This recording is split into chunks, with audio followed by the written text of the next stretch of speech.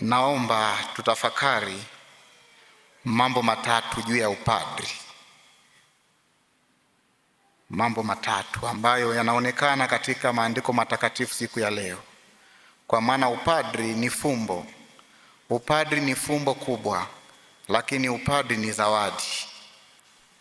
Mambo matatu hayo ambayo naomba Padre Felix pia uondoke nayo leo. Upadri ni zawadi isiyolipwa.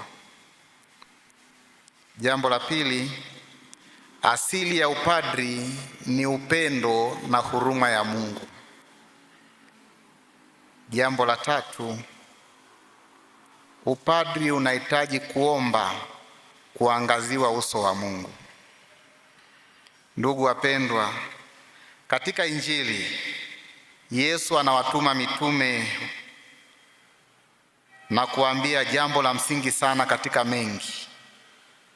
Anawaambia walichokipokea wamekipokea bure, hivyo na wao wanapaswa kutoa bure.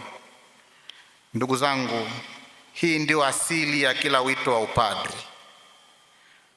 Padri hakujiweka mwenyewe kwa akili zake, kwa uwezo wake, ama kwa kupenda kwake, ama kwa kuchagua kwake, bali padri amewekwa na Mwenyezi Mungu mwenyewe katika huduma. Padri ameandaliwa na Mwenyezi Mungu mwenyewe